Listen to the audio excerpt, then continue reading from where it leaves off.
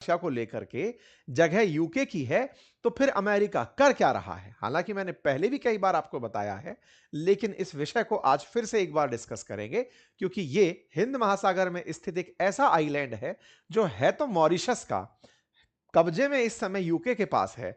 UK ने किराए पर दे रखा है अमेरिका को। पहले तक यह मामला पूरी तरह से यूके के पास ही था, लेकिन पिछली साल अंतरराष्ट्रीय अदालतों के दबाव के चलते यूके ने इसे वापस मॉरिशस को लौटा तो दिया और कहा कि अगले 100 साल के लिए हमें इसे लीज पर दे दो, और उसे आगे सबलेट कर दिया अमेरिका को। अमेरिका यहां पर लंबे समय से अपना एयरबेस चला रहा है। यह है वो डियागो गार्सिया, जो कि इंडियन ओशियन में एक बड़ी स्ट्रेटेजिक लोकेशन है अमेरिका के लिए, क्योंकि अगर ये तेहरान पर युद्ध करने जाता है तो उसे सबसे नियरेस्ट अगर कोई जगह मिल रही है जहां से वो हमला कर सके वो यही है, क्योंकि इसके जितने भी मिडिल ईस्ट के साथी देश थे उन्होंने सबने किनारा कर लिया है। अमेरिका को बड़ी उम्मीदें थी यूके से, और ये हमने अपने सेशंस में डिस्कस की थी, आपको शायद याद हो कि अमेरिका इसीलिए इसका जिक्र कर रहा है, ट्रंप के मुंह से ये जगह की बात निकली ही इसलिए है। खैर, फिलहाल के लिए यूके का मना करना अपने आप में एक बड़ी बात है, और यूके ने इस मामले में जैसे ही इस बात को सीरियसली लिया कि अमेरिका उन्हें स्टूपिड करार दे रहा है, कुल मिलाकर ट्रंप को एक मुसीबत खड़ी हो गई है। फिलहाल के लिए आपको याद होगा, आज से कुछ दिन पहले मैंने एक सेशन किया था, लगभग 1 महीने पहले, जिसमें स्टूपिड है ब्रिटेन ऐसा कहकर के ट्रंप ने बेइज्जती करी थी ब्रिटिशर्स की। इस बेइज्जती के बाद में यूके के प्रधानमंत्री एकदम वापस से एक्शन में आए और उनको याद आया कि मैं दोनों तरफ से मार खा रहा हूं। मार से मतलब असल मायने में ये जाने जाते हैं थोड़े लिबरल प्रकार के, मतलब इनकी जो कीर स्टारमर है, इनकी छवि है कि ये लिबरल हैं, थोड़े से प्रो मुस्लिम हैं। इनकी छवि कुछ इस प्रकार से भी देखी जाती है कि ये एक्सट्रीमिस्ट नहीं है, ट्रंप की तरह एकदम राइट विंगर नहीं है। ऋषि सुनक के मतलब एक तरह से समझिए अपोजिट विचारधारा की तरफ से हैं, जो बोरिस जॉनसन की विचारधारा है उसके अपोजिट विचारधारा के हैं। इसीलिए मतलब ब्रिटेन के अंदर जितने भी ऐसे मामले हैं जिसमें कि ऐसी गैंग्स के बारे में बात की जाती है जो धर्मांतरण कराती है, उन पर ये एक्शन नहीं लेने के कारण भी ट्रोल किए जाते हैं कि साहब ये कुछ नहीं एक्शन लेते हैं। मतलब इनको वहां वहां की छवि थोड़ी सी एक तरह से कहा जाए तो राइट विंग नहीं है, कुल मिलाकर के एक्सट्रीम नहीं है, ठीक है। अब इनको लगा कि मैं कहीं का भी नहीं बचा, ना तो मैं अमेरिका का रहा और ना ही मैं अपने वोटर्स का रहा। जिनको यह लगता था कि मैं कभी फिलिस्तीन के मामले पर फिलिस्तीन के साथ खड़ा होऊंगा, ईरान के साथ खड़ा होऊंगा, मैं इमिग्रेंट्स के साथ खड़ा होऊंगा, बोले नहीं। इन्होंने तत्काल प्रभाव से स्टैंड लिया कि नहीं साहब सुनो, अगर ऐसा है तो अपन अपनी जगह को यूज करने नहीं देंगे। इसके पीछे इन्होंने राष्ट्रीय अस्मिता का मुद्दा डाल दिया कि तुम एक तरफ तो हमें स्टूपिड कहते हो, तो लो बेटा स्टूपिडिटी सवार है हमारे अंदर, तो हम तो अब तुम्हें भी यूज करने नहीं देंगे। न्यूज निकल कर आती है, UK denies Trump request to use the की के लिए ब्रिटेन ने अमेरिका को ईरान पर हमला करने के लिए अपने एयरबेस देने से मना कर दिया है। यह बात हेडलाइन बनकर तैर रही है। ब्रिटेन के इस फैसले से ट्रंप नाराज भी हो गए हैं और कहा है कि अगर आप ऐसा करेंगे तो यह अपने आप में एक बड़ी बेकार चीज होगी। डियागो गार्सिया मामले पर मैं पहले भी आपके साथ नहीं हूं। असल में बवाल क्या है डियागो गार्सिया का, यह समझते हैं। तो असल में डियागो गार्सिया ना एक हिंद महासागर में स्थित छोटा सा कोरल द्वीप है। उस कोरल द्वीप पर कंट्रोल लंबे समय तक विवादित रहा है। देखो, अगर आप तलाशोगे तो डियागो गार्सिया यहां पर है इंडियन ओशन में, आप सीधा देखकर तो पहचान भी नहीं पाएंगे। यहीं पर एक देश है मॉरिशस नाम से, उस मॉरिशस नाम के द्वीप देश का ये एक आइलैंड है जिसका नाम डियागो गार्सिया है। मॉरिशस जो खुद जहां पर इसकी राजधानी है वहां से खुद ये 2000 किलोमीटर की दूरी पर है। मॉरिशस खुद एक आइलैंड कंट्री है। ये लंबे समय तक पहले फ्रांसीसियों के कब्जे में था, फिर ब्रिटिशर्स ने नेपोलियन को हरा करके इसको लिया, और ब्रिटिशर्स लंबे समय तक इस पर राज करते चले आ रहे थे मॉरिशस पर। 1968 में मॉरिशस को आजादी मिली, और आजादी मिली तो ये मॉरिशस का जो आइलैंड है ये सब मॉरिशस को लौटा दिया गया। लेकिन इस जगह को ब्रिटेन ने अपने पास सुरक्षित रख लिया लगभग 2000 किलोमीटर दूर, क्योंकि ब्रिटिशर्स को नेवल बेस बनाने का, समुद्र की ताकत बनने का क्रेज है, और वो जानते हैं कि समुद्र की ताकत क्या होती है। ये समुद्र की ताकत के चलते दुनिया पर राज किए थे, 130 से ज्यादा देशों पर राज था। तो इन्होंने इस जगह पर जो चागोस आइलैंड है, इस आइलैंड को इन्होंने अपने कब्जे में रखा। हिंद महासागर में ये जो जगह है ये 60 किलोमीटर एरिया का आसपास का क्षेत्रफल रखती है, और यहां पर छोटे छोटे 60 से ज्यादा और भी आइलैंड हैं। ब्रिटेन ने 1814 में इसको ऊपर कब्जा पाया था, और 1968 में जब ब्रिटेन ने मॉरिशस को आजाद किया अपनी गुलामी से, उसके बाद भी इसने अपने पास ही इसको रखा। डियागो गार्सिया नामक जो ये आइलैंड है, मॉरिशस ने कहा साहब वो जगह भी हमारी थी, ये बिल्कुल वैसे ही है, हमारा अंडमान निकोबार हमें ना दे और इंडिया आजाद हो जाए, या फिर लक्षद्वीप हमें ना दे और इंडिया आजाद हो जाए, वैसे था। बोले साहब ये भी तो हमारा ही है, हमें लौटाओ वापस, आप तो वहां रहते हो, यहां पे आपका क्या लॉजिक है। कोई बात नहीं। ब्रिटेन ने समझदारी चली, उसने क्या किया कि इसे आगे अमेरिका को दे दिया कि तुम एक काम करो, यहां पर मिलिट्री बेस बना लो। तो मिलिट्री बेस बनाया अमेरिका ने अपना। तो देखो था किसका, ब्रिटेन का, अमेरिका का, वो सॉरी ब्रिटेन का। ब्रिटेन ने किसको दे दिया, अमेरिका को। आजाद बीच में कौन हो गया था, मॉरिशस। मॉरिशस इसको मांगता रहा कि सर ये तो हमारी है, आपने किसी को कैसे दे दिया। अमेरिका लेकिन पावर के दम पर यहां से लोगों को भगा दिया, अपने एयर बेस बना लिया। 1973 में मिलिट्री बेस बनकर तैयार हो गया।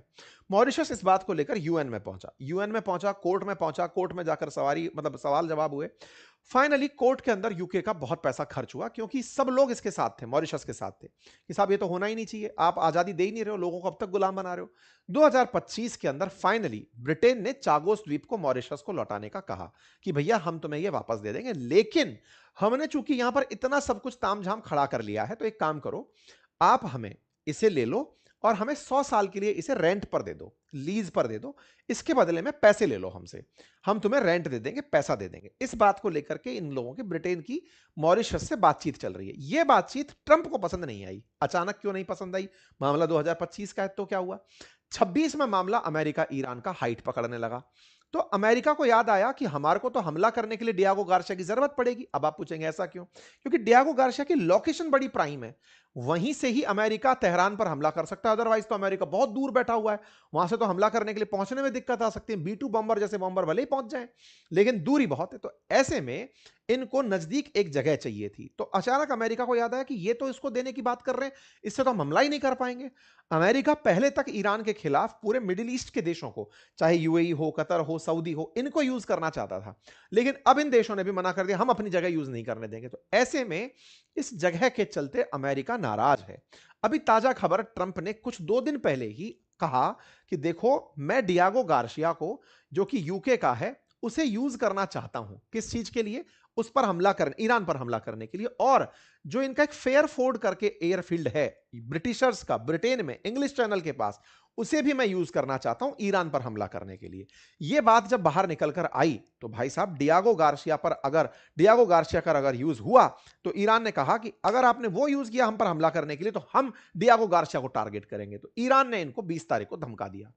अब यह बात बाहर निकल कर आई दुनिया भर के देशों में, मतलब ईरान के जो प्रतिनिधि हैं यूएन में, वो यूएन में पहुंच गए कि सर खुलेआम धमकी दे रहा है कोई आदमी, कह रहा है कि डियागो गार्सिया से जाकर मैं हमला करूंगा, ये कोई बात हुई क्या, रोको आप, ऐसे कोई धमकी थोड़ी दे सकता है। कोई बात नहीं साहब, ब्रिटेन कह रहा है हमसे कोई पूछ ही नहीं रहा। ब्रिटेन के प्रधानमंत्री को इस बात की ताकत है कि वो अपने बेस को किस काम के लिए यूज होने दे। ब्रिटेन के प्रधानमंत्री ने कहा नहीं भाई साहब, अपन इसका यूज नहीं होने देंगे, आप हमसे तो पूछो। इसके पीछे के कारण क्या हो सकते हैं, वो बात तमाम है कि अमेरिका और ब्रिटेन के बीच में अब बन नहीं रही है, क्योंकि अमेरिका ऑलरेडी 750 बेसेस दुनिया में रखता है। मिडिल ईस्ट में जितने भी बेस थे ना, वो इसके लिए यूजलेस हो गए हैं, क्योंकि ईरान ने सबको धमका रखा है कि अगर कोई भी मुझ पर हमला करने की अपनी जगह की इजाजत दिया, तो मैं मिडिल ईस्ट के सभी बेसेस को निशाना बनाऊंगा। तो एक एक करके मिडिल ईस्ट के सारे देश पीछे हटने लग गए। यूएई ने मना कर दिया, सऊदी ने मना कर दिया, कतर ने मना कर दिया, कुवैत ने मना कर दिया, ईरान ने मना कर दिया, मैं अपने बेस का इस्तेमाल नहीं होने दूंगा। फिर अमेरिका को याद आया कि यार डियागो गार्सिया से हमला कर देंगे, क्योंकि ये 3800 किलोमीटर ही दूर है यहां से। अमेरिका से आएंगे ईरान पर हमला करने तो 10,000 किलोमीटर आना पड़ेगा, यहां से तो मात्र 4,000 किलोमीटर पर ब्रिटेन है, और 3800 किलोमीटर पर डियागो गार्सिया 3900 किलोमीटर पर जाकर हमला करके आ जाएगा। इन्होंने इसको एक ऑप्शन रखा कि यहां से अगर हमला करने नहीं जा पाएंगे ईरान पर, तो यहां से कर लेंगे। ईरान ने कहा कि बेटा तुम अगर जाओगे हम यहां पर मिसाइल मार देंगे। तो कुल मिलाकर ब्रिटेन ने कहा मैं अपनी जगह को भाई साहब इस तरह नहीं होने दूंगा, मैं यहां से हमला नहीं होने दूंगा। कुल मिलाकर इन दोनों के बीच में अब ठन पड़ी है। बात चाहे जो भी हो, ट्रंप का दुनिया को साथ लेकर ना चलना हो, या ब्रिटेन को ग्रीनलैंड के मामले पर आइसोलेट कर देना हो, ये तमाम सवाल हैं जिन्हें उठाकर आप ये तो सोच ही सकते हैं कि ट्रंप जिस प्रकार से एकला चालोरे चल दिए थे ना दुनिया को बिना साथ लिए, उनके करीबी सहयोगी इनसे दूर हो रहे हैं। सोचो नाटो के मेंबर जिसने कभी जाकर के अफगानिस्तान में युद्ध लड़ा हो, आज अमेरिका उसको भी अपने साथ नहीं पा रहा है। यह अपने आप में एक बड़ा सवाल है। कुल मिलाकर अमेरिका को अब अपनी विदेश नीति पर रीथिंक करना पड़ेगा, क्योंकि ग्रीनलैंड के मुद्दे पर जिस तरह से उन्होंने यूरोप को साथ किनारा कर दिया था, आज सोचने वाली बात है कि यूके ने उनको उसी मामले पर, क्योंकि पहले बेइज्जती करी कि अफगानिस्तान में यूके के सिपाही कर ही क्या रहे थे, उनका प्रिंस खुद युद्ध लड़ रहा था और उसको इन्होंने बेइज्जत कर दिया। तो अमेरिका ने ना अफगानिस्तान के मामले पर यूके को बेइज्जत किया, फिर चागोस मामले पर इनको स्टूपिड कह दिया, फिर इनकी लोकल राजनीति को प्रभावित किया। तो इन्होंने कहा सुनो भाई, हम तुम्हारे साथ नहीं है, कुल मिलाकर इनको साथ छोड़ दिया। अब ऐसे में ट्रंप इस बात पर बौखलाए तो हैं और इनको धमका रहे हैं कि तुम समझो भैया, दुनिया के देशों, अगर हमको तुम नहीं मानोगे अपना तो कैसे काम चलेगा। मार्को रूबियो बोल रहे हैं कि हम तो खुद अमेरिकन जो हैं वो यूरोप के बच्चे हैं, आप हमें अलग कैसे रख रहे हैं। कुल मिलाकर के दुनिया की विदेश नीति को ट्रंप ने तहस नहस कर दिया है। उनका नजरिया चाहे जो भी हो, फिलहाल उनका एक ताजा बयान तैर रहा है कल का ही कि जाके छोटा सा हमला ईरान पे करिए और मेरी बात तो रह जाएगी। ईरान लेकिन बहुत ज्यादा आगे जा चुका है, उसको पता है कि एक बार अब तुम आगे बढ़ो, अब तुम्हें जो रिटेलिएशन मिलेगा ना। ईरान ने क्या है, अपनी रेजिलियंस इतनी बढ़ा दी कि वो कह रहा है कि मैं तुम पे हमला नहीं करूंगा अमेरिका, तुम्हारा प्रभाव खत्म कर दूंगा इस क्षेत्र से। मिडिल ईस्ट में जो तुम आए दिन घुसाते हो, 50,000 सैनिक बिठा रखे हैं तुमने इस क्षेत्र में, तुम्हारे बेसिस को टारगेट करूंगा और उससे तुम्हारा प्रभाव खत्म हो जाएगा कि तुम अपने अपने साथ वालों को नहीं बचा पाए, मुझे कहीं और जाना ही नहीं है, तुम्हारे दोस्तों को मारूंगा, तुम अपने आप सुधर जाओगे। ये थॉट अपना करके ईरान चल रहा है। खैर जो भी हो, आपको ये जानकारी कैसी लगी, अपनी जानकारी, अपनी राय कमेंट बॉक्स में बताएं। फिलहाल के लिए इतना ही। जानकारी पसंद आई हो तो साथियों से साझा करें।